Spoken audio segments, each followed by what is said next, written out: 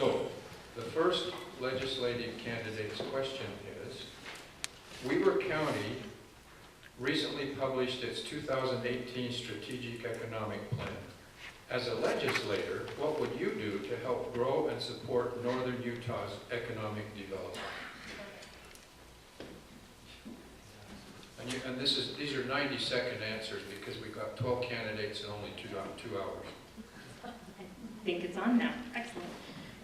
Thank you for this question, and thank you to all of you for being here. I think that these kind of questions and engagements are exactly why we have the engagement that we do. And so I'm grateful for everyone who's willing to come to these. So for me, economic development is one of those key points for government, in that we shouldn't be choosing winners and losers, especially at the state. We shouldn't pick one county as a winner over another county. But I do think that we as a state legislator, we need to create economic stimulus in terms of our tax policy, in terms of our environmental policy. So we need to create that environment that is the best case scenario for businesses, so that then the economic stimulus that the Weber County is putting together can then thrive. We need to make sure that we're answering all of those roles and regulations as legislators, rather than kind of spinning our wheels or picking winners and losers. I think Weber County's been the recipient of maybe not being chosen as the chosen spot, when in reality that shouldn't be what the legislature is doing. We as a legislature need to create an economic environment for the entire state, and then let the counties and cities and let those local governments do what they need to do. So thank you. All right. And the other thing is, let's do the applause after everyone has responded. It will save a lot of time that way. We know that you're all here because you love all the candidates. Kyle. Well, thank you again, and thank you for those who put this together. I agree with Lisa. I think we need to create an environment where businesses want to come here. I was lucky enough to have grown up in this area and graduated from Weber State, and to be able to have a career right here. I want that same thing for my family, so we need to create a business-friendly and family-friendly environment. We want to bring businesses in, but employees are going to come with those businesses, and so we want to have an environment where people want to live. So I think our tax policy is incredibly important. As I was looking through some of the statistics, we're 41 in the nation in per capita income. We are 21 as far as how we burden in the state our taxpayers. I don't think we want to get any higher. The states that are above us, I don't particularly think I'd want to live in those states. And so I think we need to be careful about our tax policy. And I think in Weber County, we also need to be careful about our tax policy. And so I want to work with whoever wins here about how we manage our taxes in Weber County too, so that it's an attractive place for businesses to locate. We need to take care of our environment. People don't want to live, when you come to Weber County in the middle of an inversion, that's not a pleasant thing. And so we need to educate our public as well on things that we can do to improve our environment, so that we create an environment where businesses and families and workers and employers want to be. Thank you. Do you have any follow-up, Lisa? Do you have any? Okay. All right, thank you. Legislative District 8, Jason Kyle will be first, and then Steve Waldrop, and I'll repeat the question. Weber County recently published its 2018 Strategic Economic Plan. As a legislator, what would you do to help grow and support Northern Utah's economic development? Okay, so I actually think I would echo a lot of the sentiments from my colleagues to the left here. Can you hear me? Is that good? Okay. So thank you for coming out, by the way. I appreciate it. How many people here actually live in District 8? All right, very, very good to see. Okay, just nice to get a little bit of a pulse.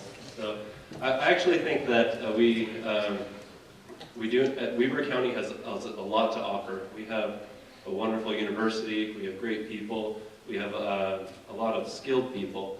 And so what we do need to do is we need to make sure that as the legislature is keeping the market free and fair. And so the free markets really drive competitiveness and ingenuity. And when, you know, Utah County or Salt Lake County gets a little bit of an edge, gets chosen as the winner, that leaves us out. That leaves Weber County out. And so what we need to do is we need to make sure that we have a wonderful economic policy of low taxes throughout for everybody, so that everybody's playing on the same playing field. We can't, you know, when you get a huge discount in another county, then you're obviously, as a business, you're going to go to that county. And so, but if it's Utah's a great place to do business, and it should be like that for everywhere. And we just have a ton to offer, and I'll make sure that Weber County it can compete just as easy as the rest of the county. So, thank you. Steve. Thank you, Bob, and thanks everyone for being here. I think this question really speaks to my experience. I spent 14 years at Business Depot Ogden doing just this. We created from a closed military facility. At the time I was there, we had 4,000 jobs to our county. We brought in $500 million of private investment into Weber County. So this is something that I'm very familiar with and very comfortable with. There's a few things that are critical to attracting new business. Number one is certainty. No business will come in if there's uncertainty, if there's a lack of a cohesive plan in place. So I applaud what Weber County has done to try and create a plan that will give some certainty to companies as they come in. Put yourself in the shoes of a corporate executive. You're coming into a number of communities and you're looking at, okay, which one am I going to choose for my facility, for my employees, et cetera, et cetera. If there's a chance that you will look dumb after the selection process is done, and uncertainty creates the opportunity for you to fail, you won't go anywhere near that opportunity. You're going to choose something else. So certainty is one. Education. Every company that comes in looks at the quality of the schools, they look at the quality of the teachers, they look at the results of the schools. That is a critical component to attracting new business. Those are the two greatest things. Our tax policy will impact the certainty. Our fiscal ideas will impact it as well. Thank you. Thank you. Now to District 10. Terry, what would you do to support Northern Utah's economic development plan? I think I would follow the example that Governor Huntsman did. He offered extensive economic incentives to bring international and national businesses to Utah. And from the period of his term up through Governor Herbert, they have strived to do that. And unfortunately, much of that development has went down to Salt Lake and to Utah County. It's important that we offer those incentives. It's a world we live in, whether we like it or not. But another component to this is education.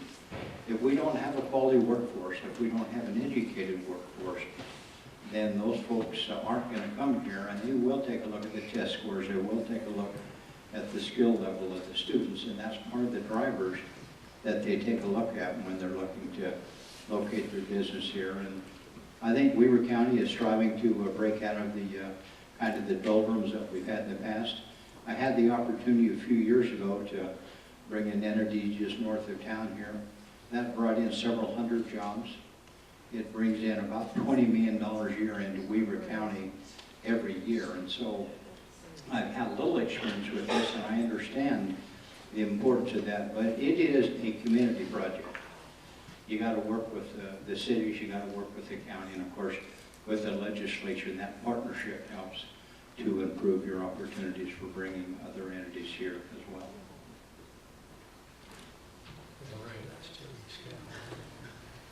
I think we all agree with the objective, which is to bring business to Weber County. The problem comes in, is this on? Hold it closer. Okay, that's better. The problem is, how do we achieve that objective? And there's disagreement, and unfortunately we've spent millions of dollars on reports, studies, to help us understand what to do. I would like to see that money going to incentives to businesses to come into Weber County. We've got a couple of things we need to look at. First of all, you've got transportation issues. The infrastructure has to feed Weber County. If it doesn't feed Weber County, it's not going to work. And unfortunately, in the past, the state money has gone south. has gone south. Legacy comes up to Farmington. Why doesn't it come up any farther? The state hasn't seen any need to do so. The western corridor, we need to get that highway coming all the way up to Weaver County. I have the transportation to feed this. I agree with what has been said in terms of tax policy. I'm very concerned at what happened this last year with a 25% increase in property taxes in Weaver County. That's the death knell for development, the death knell. Okay? I don't know how we can, on one hand, fund a report to increase development of Weaver County and also pass a tax increase like that, which totally, excuse me, heard a comment there. That's very concerning. We have to have tax rates to encourage business to come here. I met a few weeks ago with Utah Business Coalition. They need skilled workers. We need to be able to educate people to feed these businesses in Weaver County. Thank you. Thank you. Now we'll go to the second question, and we'll reverse the order. Lisa, so you'll be second. Kyle, remote and online sales have become more of an issue and threat to local brick and mortar shops. What is a good strategy to overcome this, and would you support a tax on online sales?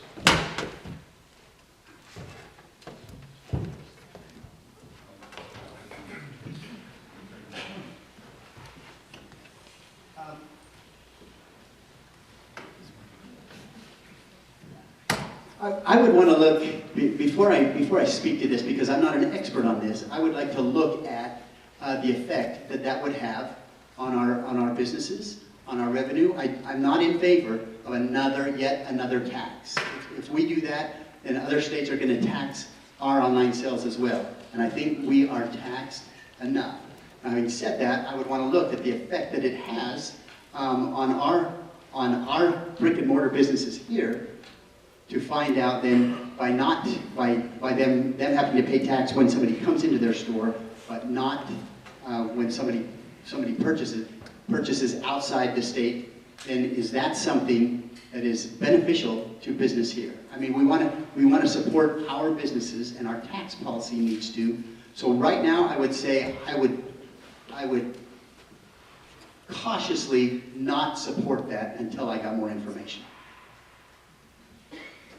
I think this is a really important issue for not only consumers, but for small businesses, for the local, brick and mortar shops that we have in our communities. It's a delicate balance, because we have a lot of companies and organizations that rely solely on those online sales. But we also need to figure out the balance of that policy, because, and I'm not an expert in this either, but my understanding is that technically we as consumers are supposed to report our online sales and pay those taxes anyway. So it seems like we should find a way that doesn't harm our local businesses, but does create some consistency. It seems like there shouldn't be an unfair imbalance in that tax policy where one, again, is favored over another. Again, I don't think government should be picking winners and losers. We as consumers, the free market, should pick winners and losers. But once government gets in that business, then I think it harms us as consumers. And so I think that we need a consistent tax policy that is applied across the board. And then we need to find answers as we as consumers can make our free market choices. Thank you. That's Legislative District 7. Legislative District 8. Steve, we'll go to you first. Would you support to protect our local brick and mortar shops and tax on online sales? I think the discussion here is pretty clear. Tax policy is about creating a level playing field. In our state, we haven't reviewed our state tax code and had a major revision in 40 years. So we now have a state tax code that does pick winners and losers because we have tax policies that were enacted 38 years ago that have never been reviewed again. That lack of accountability troubles me. We need to go back in and look at every provision in the tax code. That's my background. I'm a tax attorney by training, real estate developer by practice. The tax code in Utah needs to have that level of review. Now, with respect to online sales, what we have is imbalance. We have an unlevel playing field because some states tax online sales, some states don't tax online sales, some brick and mortar folks pay for it, some don't. That to me is an issue because we don't have a level playing field. When we don't have a level playing field, then consumers cannot pick the winners and losers. Policymakers are picking winners and losers because we haven't leveled the playing field. That is the main point of tax policy, and that's what we haven't done for a long time in our state, and it's due. We almost did it this last legislative session. It didn't quite happen. It's time. This will be a key component of that tax review, is how do we keep that playing field level across the board so that the consumers, the people, can pick the winners and losers. Thank you. So I am a big advocate of the free market, and we do need to have a level playing field. And from the court decisions that I've been watching, it looks like we are going to end up taxing online sales. And when or if that does happen, what I would advocate is for a normalization of the taxes. Right now, we're paying taxes only in brick and mortar stores, but if we start collecting revenue from online sales as well, what we can do is lower the taxes that are paid. And so if we have a lower sales tax, then we can pay less taxes, and we can still have about the same revenue. And so what that would do, it would keep the free markets, keep it competitive, and we would not have a growth in our taxes. If we do want to raise our taxes, then that discussion needs to be had at the legislature. But right now, we shouldn't bank on getting more revenue. What we should do is lower the taxes for the people, lower the taxes for families, and help lower the tax burden to taxpayers. Thank you. All right, thank you. That's District 8. So Lorraine, to you first. Would you support a tax on online sales? I do support a tax on online sales, and let me tell you why. To me, it is not about leveling the playing field, fairness. This is about paid revenue. The sales tax revenue in the state of Utah is falling. It's fallen by millions of dollars because we're all shopping online. Okay, that's a reasonable thing to expect to happen, but we need to replace that revenue. We're a growing state. We need those tax dollars. It's got to come from somewhere. I think that's the appropriate thing to do. It creates some fairness. It may not fill our malls again, but it will create a fairer situation and replace the lost revenue that we've lost through the absence of that sales tax. Thank you. Okay, Terry. I think the devil is in the details. You know, a lot of folks shop online not because they have something against a local merchant, but because they can't find locally what they would like to purchase somewhere else. And so that does present a bit of a problem, but it is certainly unfair that local merchants have got to pay all the costs associated with their business. And so I think it's certainly worthy of study to determine the impact on the businesses, because there is an impact no matter how you go, even though the consumer's paying. And I think most of you know now that Amazon is charging sales tax in Utah on any purchase, and clearly Amazon is a big dog in this game locally and nationally. Thank you. That's Legislative District 10. I think we've gone smoothly enough that we can ask a third question. So, Lisa, this November, Utahns will vote on question number 1, which means the public will offer its opinion to the state legislators and to the governor. And question number 1 is, our schools now. Question number 1 proposes a 10-cent per gallon gas increase to improve investment in education by $125 million annually. That's $150 per K-12 student. Funds will be distributed among public education, higher education, and technical colleges. And also, $55 million of that income would be invested in road transportation upgrades for the communities of Utah. So the question then is, would you be in favor of this 10-cent per gallon gas tax increase? That's like the simplest question to the most complicated topic, right? We're just gonna talk about roads and education and taxes and everything that all of us care about in just one fell swoop. Yes or no, right? So, here's my thing about that question, is I think that we need to have a real conversation about tax policy. I get a little squeamish when we talk about a gas tax to pay for education, just because I think the tax policy needs to be tied to a source, right? And so I'm for public education spending. I think that we need to figure out where we are. I want us to have a zero-based budget because I want us as taxpayers, to have a line of sight into our budget to understand where our money is going. So we need to understand education funding, because there is a lot of money going into education. I'm not saying it's enough. I'm not saying it's too much. I'm saying that we don't understand the depths of it. We need to understand those programs better. And so there's that really complicated gorilla on the back of this gas tax, which we're saying is going to fund public education and our colleges, and all of these things that are going to drive our economic success over the next, umpteen years. So the yes or no of this question is kind of deceiving for us as the public. I love it when the public gets involved and drives a question.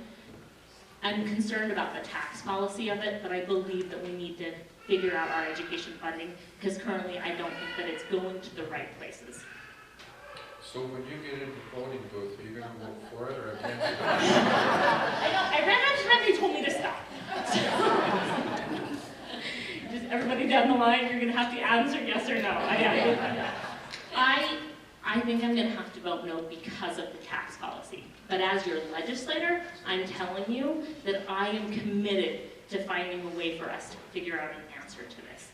But I want more money into education. I don't think that a gas tax is the correct venue. So we need to find a better answer. Thank you, Lisa.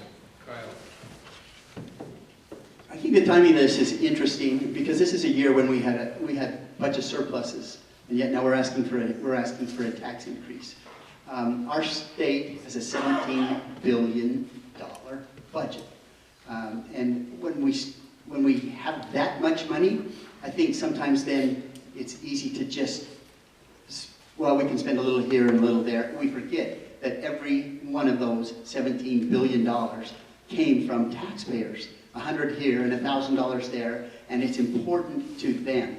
And so I also would so support a zero-based budget. In our last legislative session, the legislature, to its credit, did scrub its budgets and found almost $70 million of funds that could be reallocated or lowered. And so I think that's a great thing. Imagine if we passed the law that was passed in the House last time but failed in the Senate, requiring the legislature to look at every appropriation on a rotating basis and look for waste, look for inefficiencies, look for various priorities. I think we need to do that before we ask taxpayers to cough up more, whether it's at the gas pump or whether it's on sales taxes, property taxes, you name it. Before we ask for more, I think we need to be able to tell them we have scrubbed our budgets and they are clean. So I would vote no right now. Okay, thank you.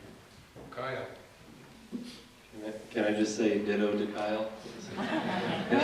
So, Jason, I'm sorry. yeah, I'm Jason Kyle, next to I got Kyle. Mr. Kyle. So, yeah, so I would say no.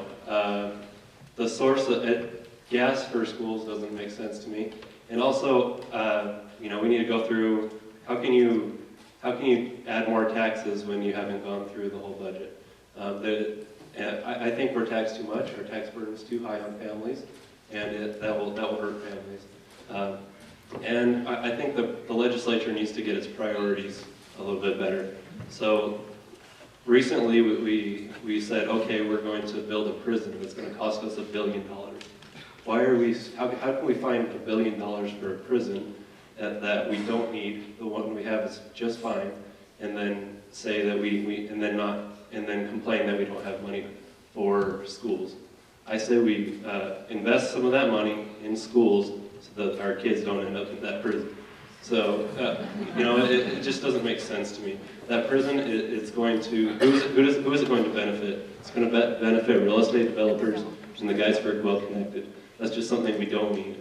And without a thorough review of our budget, then I will vote no for every tax increase. Our taxes are already too high. But I do think that we, you know, education is so important. That's one of our constitution, our state constitution says we will do that. That's something we need to do well, and we cannot err on our education. So we do need to find funding for our education. Thank you, Jason. Steve? I think it's important to look at the source of this issue. Source of this issue is we borrow $600 million every year from our general fund to fund transportation infrastructure. That $600 million used to be dedicated to education, but now it goes to transportation infrastructure. So now when we look at, okay, how are we going to fund education? Well, we got to now replace money that we're borrowing from ourselves. And again, our legislature does, and government, we do a great job of balancing our overall budget, but we've got these internal swaps that are going on. So the reason that we're looking for money for education and transportation spending, or in transportation taxes, is because we're not paying our way in transportation. We are not doing what we do in our own lives. In your own life, when you have a budget, you stick to it. If you don't, you have problems. In the state, we need to get back to that system where we're not borrowing against our own education system. Now, education is the critical component. I believe that we need to look seriously at our education. We need more accountability in that process. The problem that we have, I think, is that we don't always look at the impact of our spending the way that we do in our own lives. Let me explain. We have evidence of what drives educational success. Family involvement, teacher qualification. We spend money on different things. We need to spend money where it will have the greatest impact. And that requires a stepping back and a look. Now let me answer the question that Bob will ask me if I don't answer it, and that is, I will vote yes on this tax because I want to send a message to the legislature, and maybe to myself, that this is something that needs to be fixed. It's a broken system right now. This will not be the end, the 10-cent tax increase. It'll be a whole different discussion. We need to send that message that we need to review our education spending and fix it. Thank you, Steve. Let's see. Terry? No. See, that made up for Steve's overtime. And I have Terry's time. I will vote no on this, and the reason is Lorraine, that now you initiative. have a really good voice, but people can't hear you unless you put it right by your chin. All right, here we go. I'm voting no against this, and the reason is that the Now Initiative was proposed long before the legislature funded everything they asked for. The legislature gave a 9% raise to teachers. They gave them the additional programs they wanted. The Now Initiative is still in development, but it is advisory in the sense that they have already received the benefits that they were asking for in the legislative session. I don't think we should be paying for education with gasoline tax. I think it's bad tax policy. We have people who are driving cars who have no kids who are paying, no, this is the way you do it. And I agree with the assessment here in terms of you've had legislature pulling out of the general fund transportation dollars that should be paid for by the gasoline tax. I may agree down the road to increase the gasoline tax, but it would be to pay for transportation projects, not to pay for education. So leave the general fund alone, that belongs to education, and use the gasoline tax to pay for the highways. That's what should have been happening all along. For some reason, we got this backwards this session, probably because there was extra money in the general fund, and so they grabbed it. But as a long-term policy here, you paid for projects out of the tax dollars that serve that population. That's what makes for good tax policy. It's fair. It's positive. So, thank you. Thank you. That's the end of the presentation from the legislative.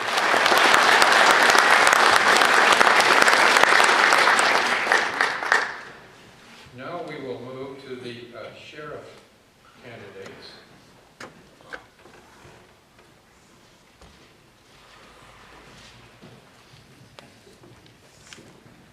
And the order that Isaac pulled out of the basket was Kevin Burns, David McInnes, and Ryan Barber.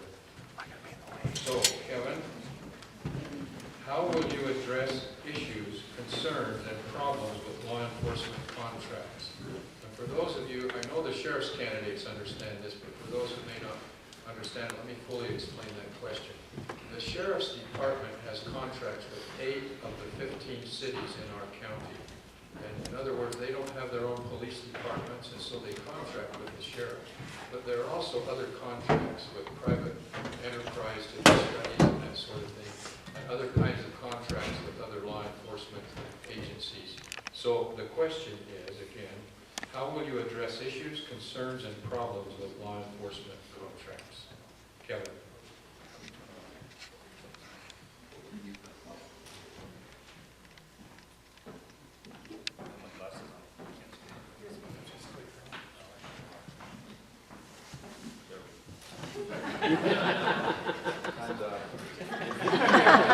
Testing, this is good.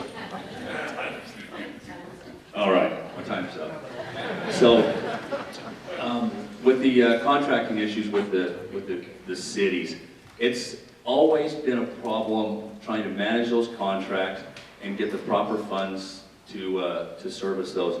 So I'm in favor of giving a nice solid look at a service district type of resolution, much like they do down in Salt Lake with the Unified Police Department. I've talked to some city managers and some mayors and some councils, and they're interested in at least looking at it and seeing if that's the answer to solving that problem, so we don't have the same conversation every year of trying to balance those contract prices and manage those and provide the opportunity for the cities to kind of direct their own law enforcement.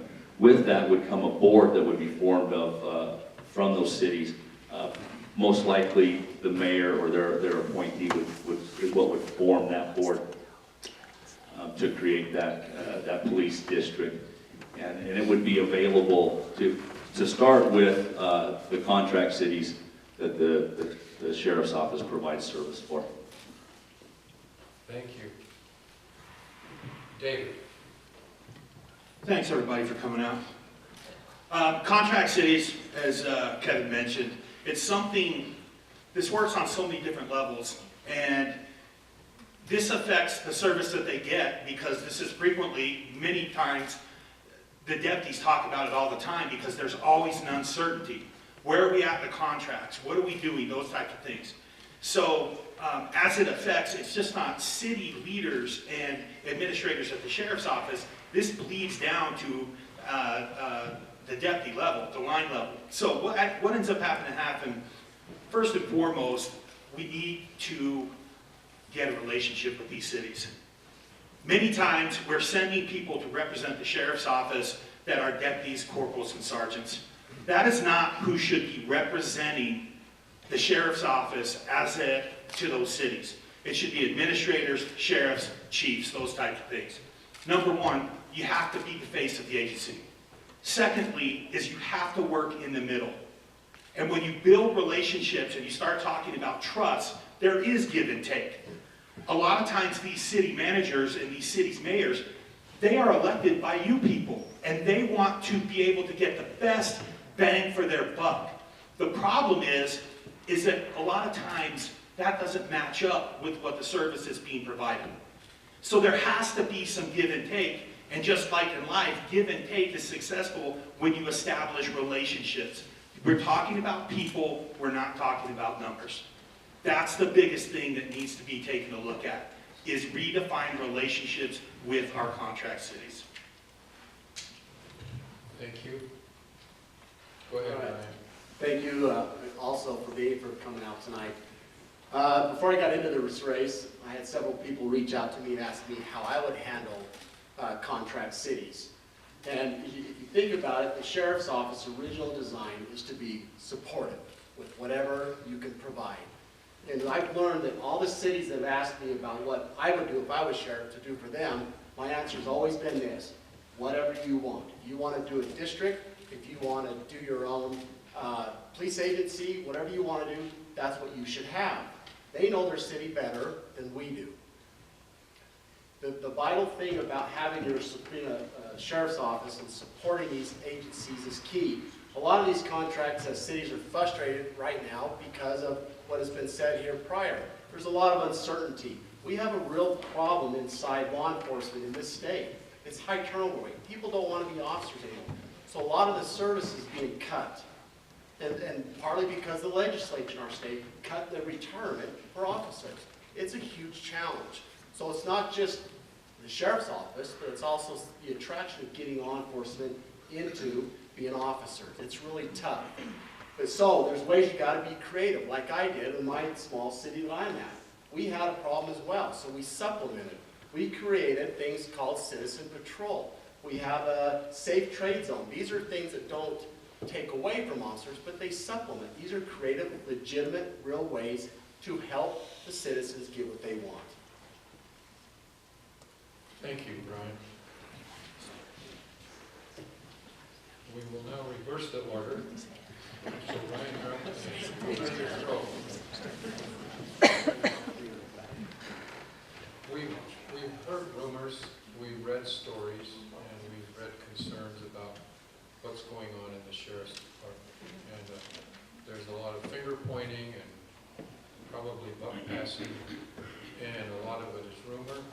In any case, there's a perception that things need to be done to rebuild morale in the sheriff's office. Ryan, how do you handle morale problems with employees? So it's a good question. This is the same issue that I had going up to Perry City. We had a lot of these problems. In fact, we had stuff missing in our evidence room too. We had low pay, we had a terrible fleet, and so a plan had to be delivered. It was a plan that everybody needed to be involved in.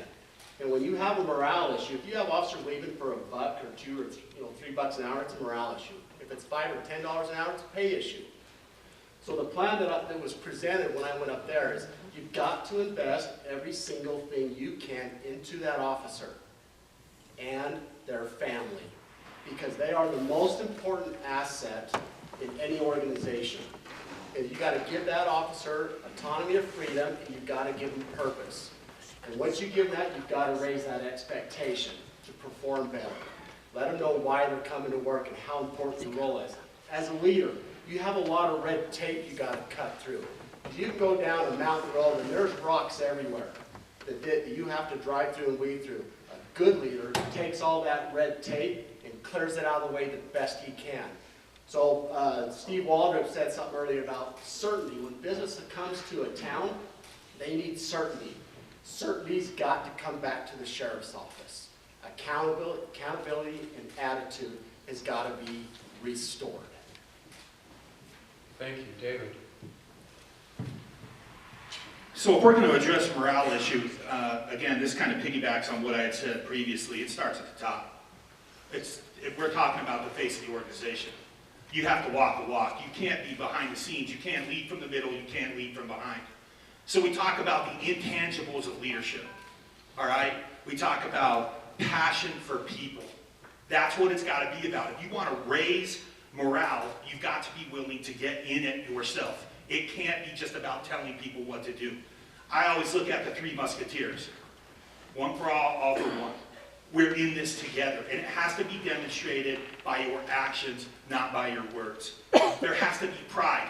There has to be pride. You need the passion and you need the pride in who you are and what you represent. That organization means something to you. Why it means something to you is because of the trust that you develop and those relationships you have. Ryan talked about family. When you're on a 12-hour shift, you spend as much time with these deputies and these crews as you do with your work family. This does, in fact, become your work family. You need to have pride in that. You have to have commitment to the process. You've got to be willing to grind. You've got to be willing to follow it through. That's what, when you're a good leader, you demonstrate that. You're out front. You're grinding. You're showing them, I'm in this. And the last and most important thing is you do have to be results oriented. You cannot, we do not live in an effort-based society. I'm sorry. You don't get a participation ribbon for driving a truck around for 12 hours. You've got to be results oriented. That's what I've been, that's what I'll bring to the sheriff's office. Thank you. Well said, I like that. That was nice. Leadership does have to come from the top. And it involves a leader that is engaged in the organization, and engagement requires presence. It's important that the leader of that organization is actually present at that organization and able to participate. And then it requires a leadership team that is energetic and motivated and interested in being effective at the sheriff's office and participating with everyone at the sheriff's office that needs to participate with the sheriff's office. So the sheriff's office is, they are engaged with organizations throughout the community. And it's important for the leadership to encourage officers and staff to also participate in the community. It's not just to go to work. Law enforcement and public safety is a 24/7 prospect. And it requires leaders, and every deputy that works at the sheriff's office is a leader in their community. And it's important that they're stepping out in front and participating in that community to show that that leadership is coming from the sheriff's office. The sheriff's office has suffered from ineffective leadership for a number of years, and it is time to change that. I plan to do that with a very energized leadership team. Thank you. Thank you.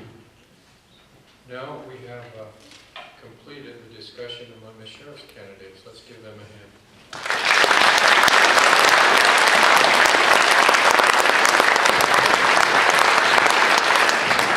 For Weber County Commission seat A, what are your plans to apply your knowledge and ensure Weber County sees sustainable economic growth? James. Oh, thank you. It's working. Thanks for the positive question. The sheriffs, those were hard questions to answer, so they did an amazing job. This is an area that really excites me. When I first came into office, we had an amazing individual doing economic development, but there really wasn't any focus or direction. There wasn't an overarching goal we were trying to accomplish. We were just kind of providing some economic development opportunities. And it became clear that Weber County had fallen behind both Davis, Utah, and Salt Lake County in the last 15 to 20 years.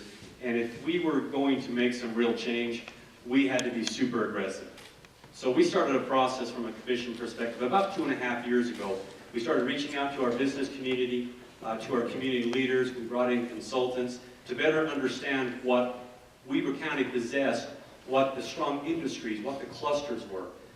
And we just had such amazing response. I think we reached out to over 4,700 businesses. We had a tremendous response from those businesses. We worked with EDC Utah, which is the Economic Development Corporation of Utah, and with GOA, the Governor's Economic Development Team, to really work forward and create this amazing plan that we have today. We figured out really quickly that we had two areas that we had to really focus on. Community needs through economic development, and then the actual industrial needs. So we identified the strong clusters, we identified the areas that we had competitive advantages like clusters and workforce. We identified that we really had a need to have quality job attraction, and that's where we focused. And that's where I'll continue to focus. I'm very excited about this plan we have moving forward. Love to spend some time talking to you about it. The state is also very excited about it, but thank you very much. Thanks, James. Next, Cage Floor. Thank you, and again, appreciate everybody being here and taking some time out of their evening. This is a question that I have a couple of different experiences with. Number one, as a state legislature, we dealt with the last 12 years. I can tell you what the answer is, at least from a state perspective. If you look at the state of Utah, we're ranked currently #1 in the country for business development. Why is that? I don't think there's any mistake. The reason for that is that we've consistently reduced taxes and we've kept government out of businesses' back pocket, over through taxes or over regulation. I have a completely different perspective on economic development. I don't feel for a second we need to hire consultants to tell us what to do. I believe that private businesses, if properly incentivized through lower taxes, in other words, stay out of their back pocket, will grow. It's either, do you believe that businesses and families do better with those dollars, or do you believe it's better for government to distribute those dollars? I come from the state legislature, I come from a small business, that I feel that I can better allocate those dollars, and I can grow my business and hire people if I have those dollars in my bank account, rather than pay those to a third-party government to tell me how I should operate. The answer is simple. Reduce our taxes, give it to small businesses. We're the highest in sales and property tax in the state. No wonder other counties are way ahead of us. That's the answer. Thank you. Thank you. I couldn't agree more with Gage in the thought that the most important thing for economic development is to lower taxes and get government out of the way. It's interesting that I heard some candidates talk about education, how education is the most important thing for a business. I work for a business, one of the top ENR Intermountain firms, that makes $500 million a year. We're based in Davis County instead of Salt Lake County because of property taxes. And you know what? The people with education, they drive to Davis County. We hire people from BYU, we hire people from Weber State, we hire people from the University of Utah. Education, those who are educated will come to a good business. When a business wants to open up shop, the first thing it does is not check the education of the people around where they're going to build a business. They say, is the business feasible? Is it going to make money? And how are my taxes going to be? Those are the first things. Education is important, but we do need to lower taxes, lower regulation, and get out of the way. One of the things that's interesting is, yes, we do have a state legislature who has made it fairly tax-friendly and industrial-friendly here in the state of Utah. But at the same time, I don't like hearing how great our legislature's been, because if you look at the stuff, we just put on the ballot a 33% gas tax increase. We just spent $6.6 million of your money on homeless shelters. Our state legislators voted for that. Check the voting record, so when you have people tell you they're against taxes, please check the voting records. I've been against taxes for 2 years, and longer than that, I spoke out against the tax increase, and that's how we're going to bring economic development to Weber County. James has asked for 30 seconds, and so we'll give him 30 seconds, and we'll give the other two candidates 30 seconds as well. Go ahead, James. Thank you. I just wanted to really talk briefly about this economic development plan, because we modeled this plan after the plan that Utah County is using presently, and you've seen the growth in Utah County. It's the same type of plan that Sandy City has been modeling for the last 10 years, and it has had quality economic growth. So this plan has a proven track record. And the business community, as we talk to these business community leaders, they're behind it, and as we talk to our legislators, they're behind it. So this isn't something we've just come up with. There's proven track record with this economic development plan, and we're super excited about moving forward, as is the rest of the community. Well, I believe we have the experts already in this community. Back when I first started business, we had business people that started Weber County that created their businesses here. Weber County was known as really the start of a number of large businesses that exist today. A lot of those families and people are still in this community. They would love to be part of the answer to economic development involving lower taxes. They would love to have a seat at the table. They currently have no seat at the table. I think you probably know the people I'm talking about. The people in the community, the business people here are willing to give, they're willing to serve free of charge. We just have to ask them, and they're willing to participate. Thank you. You know, my middle school basketball team ran the triangle offense, the same as the Chicago Bulls in the 90s. We didn't win a single NBA championship. We can have the same plan as Utah County, we can have the same plan as Sandy, but if their taxes are lower than ours, it's not going to work.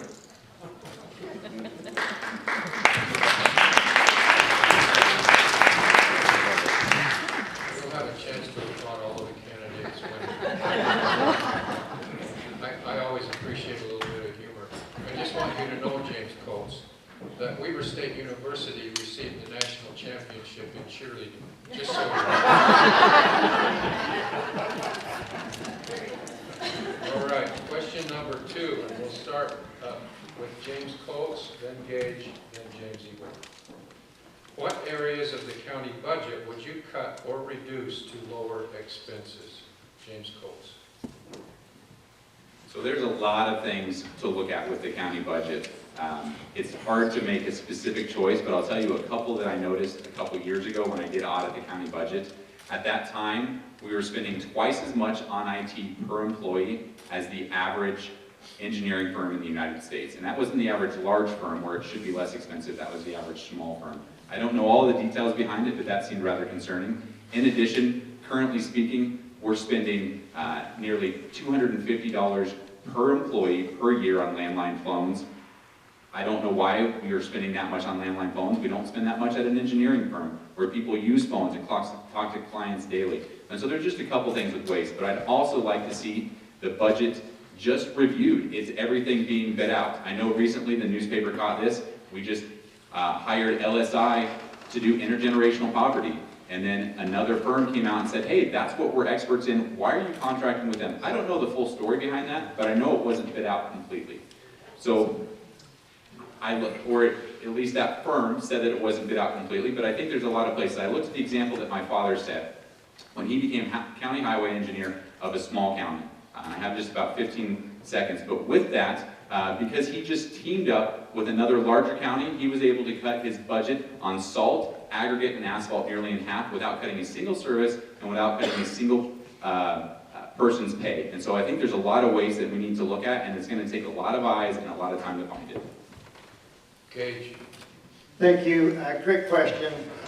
Just as a perspective, again, I've overseen budgets at the state. I chaired a committee that dealt with about $2.5 billion of your tax dollars.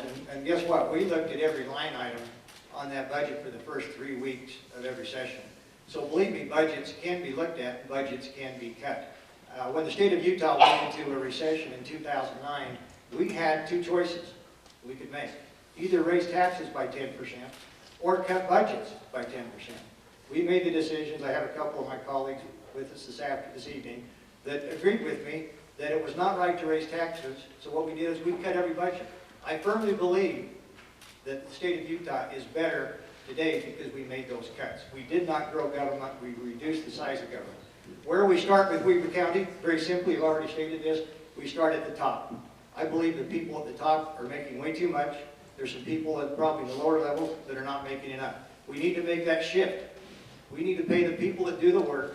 If you're hired as a public servant, I believe you should be a public servant. You shouldn't get rich or wealthy on the backs of the taxpayer. So we start at the top, and we work down from there. We look at every budget on a performance and metric basis, very much similar to what we do in private business and what we do at the state. And we make sure that those dollars are spent wisely, effectively, and for the taxpayer's benefit, or they're not spent. Thank you. Thank you. James Ebert. Well, thank you very much. The only thing I would ask is that as we start talking about some of these points, don't fall for talking points. They're so easy. It's so easy to say some of these things. The commission goes through every single line item in a budget. Our budget process is almost 2 weeks straight of 8 hours a day. We go through every line item. We talk to every elected official. We vet every project that comes forward through multiple elected officials and through the commission office. What I will tell you is in my first year out, in our first budget hearing, I made the motion to send everything back and have every department in elected office cut by 1% because we were starting the process of cutting back what we thought maybe was some fat. What we found out is there wasn't a tremendous amount of fat. What had happened over the last 12 to 15 years that on the backs of many of our employees, decisions weren't made. And those employees were so far under the market, those offices and departments were functioning at a rate where we were concerned that we were going to lose services. And in the area of law enforcement and corrections and county attorneys and the assessor's office, that's a danger. Those become serious issues. The employees over the last 2 years have basically taken it in the short for about $23 million because we got rid of post-retirement benefits for about $23 million. We made adjustments to the amount of sick leave and vacation that you can hold when you retire at about $2.8 million. We made adjustments in contracts of about $1.4 million. So over this last 3 years, we've got about a $27 million savings to you, the taxpayers, moving that forward. And we're committed to moving in directions where we can leverage technologies to find more efficiencies and save more dollars. Thank you. Thank you. Oh, we're asking for 30 seconds again. The budget does need to get looked over. I don't want to hammer too hard, but 2 weeks doesn't seem like a really long time for $180 million. I make a lot less than that right now, and my family spends more than 2 weeks reviewing the budget. But with that, we're the highest tax county in the state in property tax, 13% more than Salt Lake, 30% more than Davis, and we have some of the lowest paid employees in a Class 1 or Class 2 county. There's got to be waste there. It can be found. I think Weber County needs a fresh face to look and find that waste. And I do have I just think there is waste to be found. Gage. Yeah, I guess if there's talking points, we can have our own opinions, but the facts are stated for themselves. We are the highest in property tax in the state. We are the highest in sales tax. We're the lowest in job growth in most of the counties along the Wasatch Front. I don't think there's any secret why we're the highest and why we're the lowest in job growth. It comes down to taxes. So, again, we can let anybody speak to that, but we have to own up to the facts, which are property tax and sales tax hurt business. So I will tell you their talking points, because there are many things within a tax rate that cause the tax rate to be high or low. If a surrounding county has higher property values, then their tax rates are going to be lower.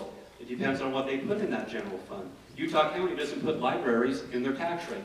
So they have $6 or $8 million that affect that tax rate. Sales tax, we've heard about that before. Do you realize that most of the sales tax that you pay above and beyond isn't the commission? And my opponents know this.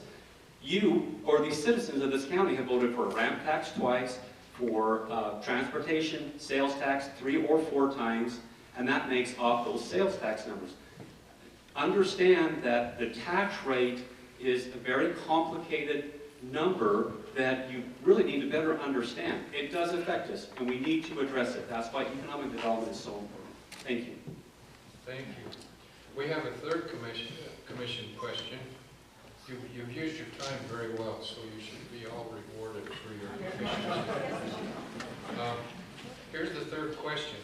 Now, I want to make sure everybody understands.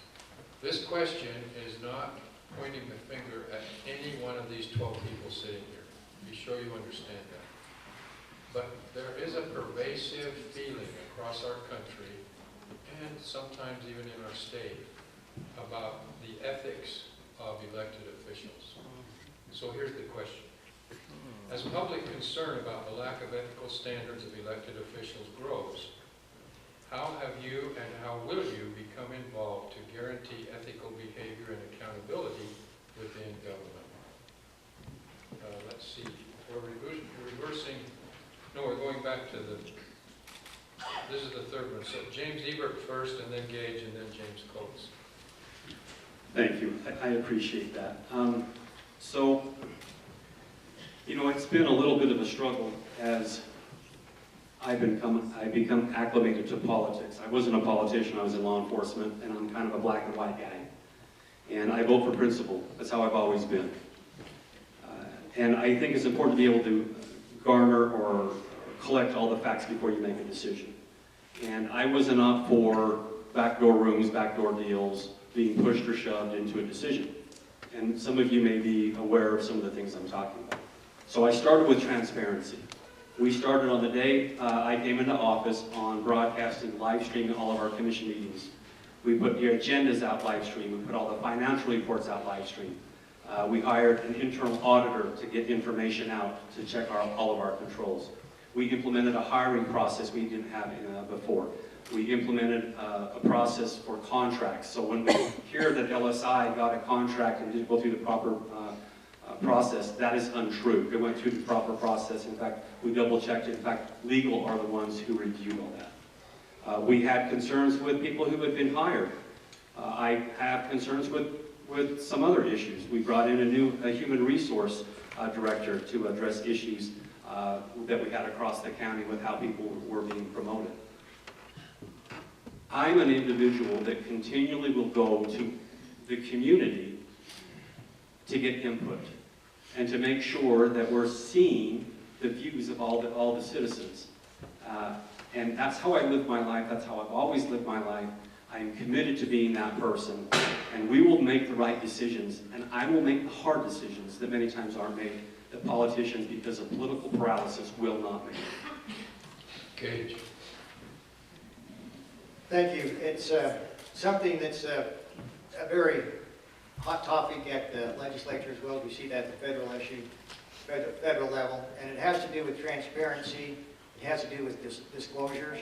I'm a firm believer that just as we do at the state, that any contract, any employee, any public official needs to fully disclose any relationships, any contracts that they may have with prospective, or especially if these contracts are awarded to certain companies and there's relationships set up. Again, it comes down to the public trust. And I think it's better, just like we do at different levels, to err on the side of making sure that you recuse yourself if there's even an appearance of the public interest not being protected. So the end of the day, the real story is you have to have public trust in that elected official, that person you put into office. What's their history? You can look at the history, you can look at their record. Have they demonstrated sufficiently in their past public service or their private service that they've been transparent and wide open with all their disclosures with their business dealers? I appreciate it. Thank you.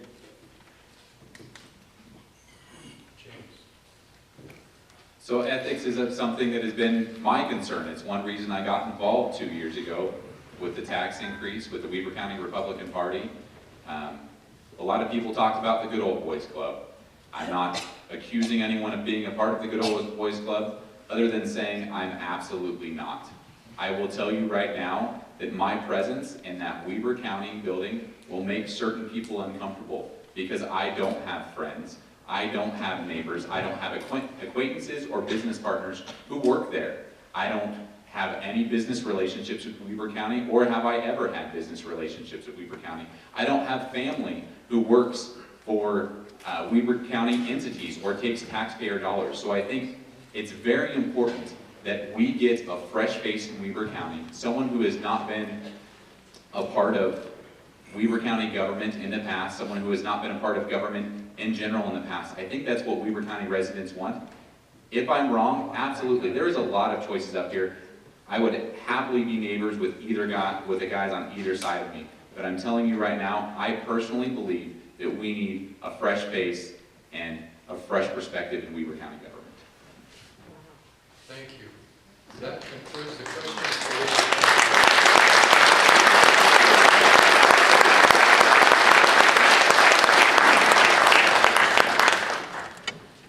Say that I was accused of asking negative questions of the sheriff's candidates. So now I will say something positive. When I served as city manager of Ogden, I came up with the notion of having to hire a new police chief. And I thought, we've got an excellent police force here, and so I'm going to ride with every officer, visit with every clerical person, and visit with every dispatcher until we find just the right person. And we hit a home run, and it was somebody from within the Ogden City Department. I rode with them for 3 months. I came back home and found out we had children I didn't even know about. But I learned so much about what public safety officers have to deal with and have to put up with. I already respected them. My respect went sky high after that experience. And so this is what I do these days. If I have money in my pocket and I'm in a restaurant and I see public safety officers, either firefighters or police officers, I'll call the waitress over and say, just bring that bill to me. Now there are 2 things I do as a caveat. First of all, I understand that most restaurants give the public safety officers their meal for 50% off. So that kind of cuts me a good deal. The other thing I do is I kind of scan what they've ordered. And if I see a bunch of New York York steaks, I just kind of forget I'm going to do that. But I have the highest of respect for public safety officers, and I hope and pray that whichever one of you is elected will do exactly what you promised you're going to do. Thank you.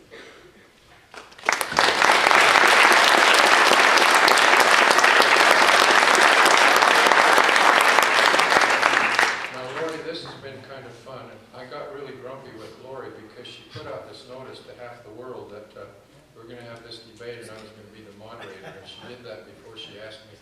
So I've been kind of grumpy the last few days, but I just started to have fun here. So I'm ready to do this again, and I'll tell you in just a minute what we're going to do as follow-ups up to the November election. But first, we've got enough time, and I think we can be out of here by 8 o'clock, that we're going to go down the row, starting with you, Lisa, and we'll just go right on down the row. Each of you take a minute and tell us why people should vote for you. Just why did you run? Why do you think people should vote for you? Okay?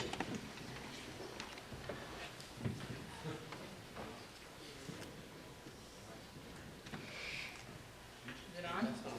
Is it on? I think it's on. Hey, look at that. Okay, I'm going to stand up just because that's how I'm more comfortable. So I am Lisa Rascalli, and I'm running for District 7 because I'm going to do 5 things when I become your legislator. I'm going to push zero-based budgeting. I'm going to push local control on education. I'm going to ensure that we are creating that economic environment that we as the state legislature have the responsibility to do. And then I'm going to reduce regulation. I've been a small business owner with my cute husband. We've done incredible things, but government is overbearing, and we need to get rid of that. And then finally, I'm going to engage just like this. We've had events all over the district. I've knocked hundreds, not thousands of doors. And I've gotten to talk to people and hear your concerns and hear your excitements. And I want to continue this conversation. So thank you for, whether it's coming to this or coming to, when I serve hot dogs on Memorial Day, or coming to my event on Thursday, hint, hint, come out. It's going to be amazing. Because I want people to gather together and join in the conversation. And it's time for that. And so I am grateful for you guys being here. I'm grateful for you guys to put this on. And I'm Lisa Rascalli. Please vote for me. Thank you again. Would you, those of you who are from District 7, would you raise your hand so I know who I'm talking to? Thank you for coming out, because I know that, this is the south end of town. It's a ways from the north end. I appreciate you coming here. I'd like to tell you why I got into the race. A very close friend of mine who is a state legislator came to me and said, Kyle, we need your values and we need your skill sets. He knew what I had done. I had spent 35 years as an external auditor, auditing one of the most disliked organizations in the federal government, the IRS. I take a critical look at government. My teams and I, we identified problems and made recommendations that saved hundreds of millions of dollars. And in the meantime, we made sure that those taxes that were collected fairly and were collected honestly. And that's what I want to bring to the state. I want to bring a critical look at government. I commit to doing just a few things. One is to be an advocate, a strong advocate for this area, to keep budgets in line and low and scrub. And I commit that I will act like a Republican when I get down there, and I will not let my integrity be compromised. Thank you. Kyle Anderson, I'd appreciate your vote. My name is Jason Kyle. I'm running to represent District 8 in the Utah House of Representatives. I'm doing this because I feel that I'm very qualified for it, especially since we're coming on a Republican primary. I've been a lifelong Republican, and I follow the platform. I believe in it. And I believe my main priority is to cut our taxes, to lower the tax burden on families and small businesses. And I believe that if we do that, we can have prosperity, and we can be in just a much happier state. Ronald Reagan said that Republicans believe that every day is the 4th of July, and Democrats think that every day is April 15th. But sadly, some of our Republican legislators, they're starting to act like Democrats. And we've actually done very well for a long time, but I've noticed a trend over the last few years that taxes are going up. The legislature has passed 25 tax increases in the past 4 years. You don't always hear about them, but you know that's not sustainable. And the clear distinction with me is I will look after your constitutional rights, and I will not vote for tax increases. Thank you. I'm Steve Waldrop. I'm running for Legislative District 8, House of Representatives. Experience matters. I've had 14 years of experience working at Business Depot Ogden. Attracted with a team, a great team, 4,000 jobs to Weber County. Negotiated $500 million in leases with companies from all over the world. Brought in investment of $500 million into Weber County. 6 years ago, I left the Boyer Company to be a little less busy because I could. And I've been very fortunate and blessed to have that opportunity. I've been on the United Way Board of Northern Utah, Ogden Valley Land Trust, Ogden Valley Parks, Ogden Valley Planning Commission. I've served in the community. This is an extension of that service. I believe that our government has to be accountable back to each one of us. Each program, each line item in every budget needs to pass a but-for test, every piece of legislation. But for this piece of legislation, what would happen? If the answer is nothing, then that legislation or that program is not necessary. We have to be accountable. I will hold our government accountable, and I will be accountable back to you. Thank you. My name is Lorraine Brown. I am running for office because I think I have something to offer. I am the mother of 11 children. I'm a small business owner. I am an attorney. I have experience that will serve you well in the state legislature.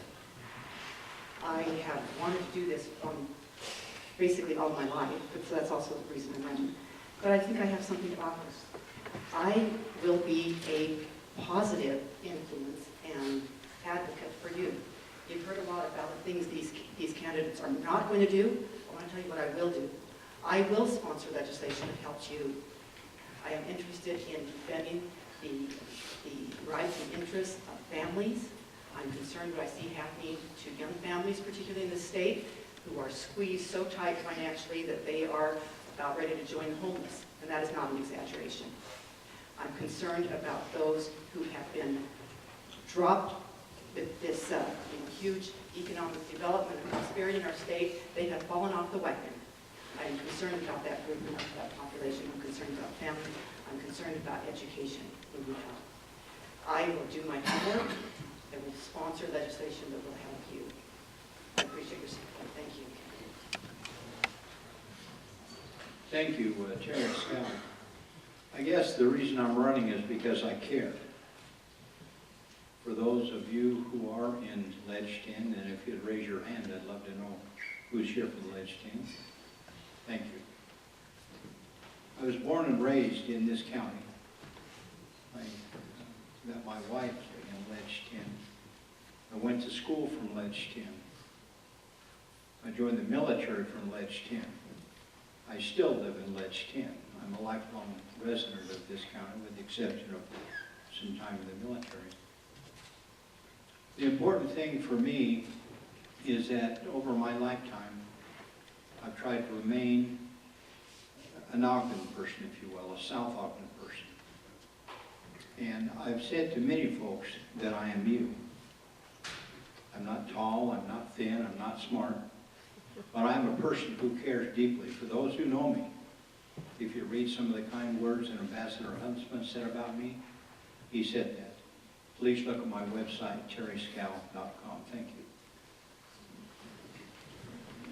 Kevin Burns for Weber County Sheriff. I have served the citizens of Weber County for almost 3 decades. Weber County residents have invested hundreds of thousands of dollars to develop me as a law enforcement officer and as a law enforcement leader. It's time for me to make sure that I'm paying back that investment, and I take my leadership qualities into the Sheriff's Office to change the direction of the Sheriff's Office. I want to improve the lives of the deputies and the employees that work there so that they will protect you to the very best of their ability and be happy doing it. Thank you. David McInnes, running for Weber County Sheriff. There's a lot I want to say. I'm running because I believe I'm what we need. I bring passion, I bring commitment, I bring accountability, I bring discipline. That's what we need. We don't have a direction. We're a ship without a rudder right now. We need to regain our moral compass. I have a vision. I have people in mind that can help me accomplish that vision. Remember, the most important people in your life are the people that you choose to surround yourself with. Those are the decisions that are going to make the difference in this office. One thing James Ebert says that we're missing value. Our deputies, we feel like we are not valued. We feel like we are burning the candle at both ends. And you just had a commissioner, and I'm sorry, James, say that the employees of the county have taken it in the shorts for 5 years. I will fight for those deputies. I will make sure I will return value. I will surround myself with the right people, and I will not give up, because that's not what I'm about.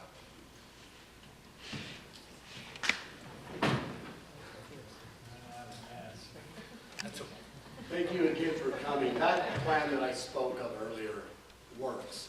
It's been tested, it's been proved. As a leader has a responsibility. I've used this analogy. You strap a ladder on your back and you will help people climb up to the top. You take what's good and you make it better. You find people and you find what's best in them and you let it shine. Employees are the most valuable asset in any organization. And it's true. There is no rudder for the ship right now. It's dangerously off course and it needs to be put back on course. I'm going to invest everything I can into the employees. And if I invest into them, it's going to come back to you. This is a plan that works. Public trust needs to be restored to the sheriff's office. Once that's restored, we will preserve it. Please vote Ryan Arvin, Weber County Sheriff. Thank you, James Ebert.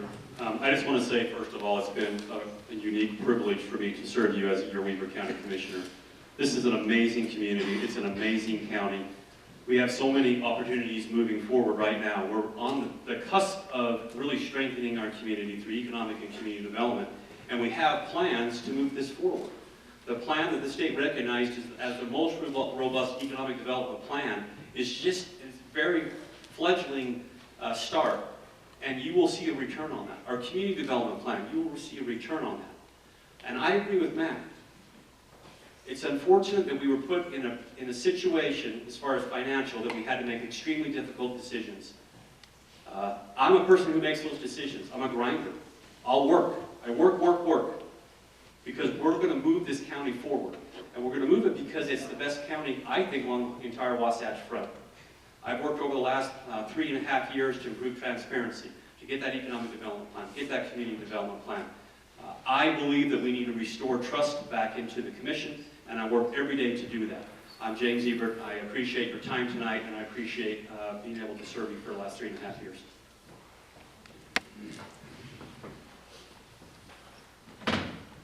So, sitting around looking at the county website to see who had filed for commissioner. I knew we had an incumbent who had raised our taxes. I just saw a couple other names that I didn't know. So one of them was a state legislator. So I went to utahgrassroots.org and I looked up a voting record. And I wasn't too thrilled with it. And I said, we need more limited government in Weber County than that has to offer. It's not to say it was terrible. I'm just saying I felt we needed something more.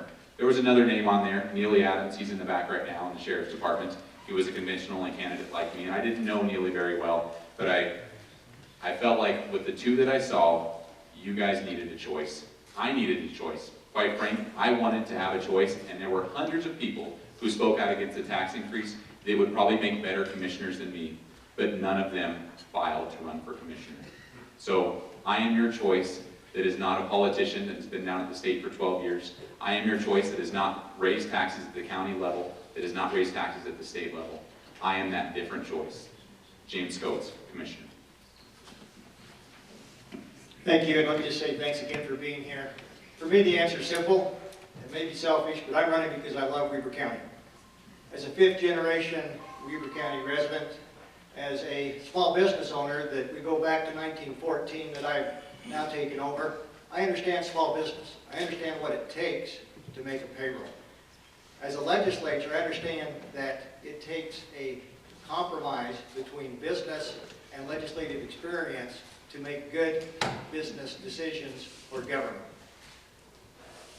Number one reason I'm doing this is for my kids and my grandkids and for the future. I had great opportunities when I started my business. I had great opportunities there at the high school. I don't see those same opportunities available in Weber County as we move from number 2 in the state when I grew up to number 6 or 7. To me, being 6 or 7 is not acceptable. We need somebody with the business experience. We need somebody that can talk to the legislature because it is, Weber County depends very much upon what happens at the state level. With 4 new incoming people, I think it's imperative we have somebody with some legislative experience that has relationships at the state level. Thank you.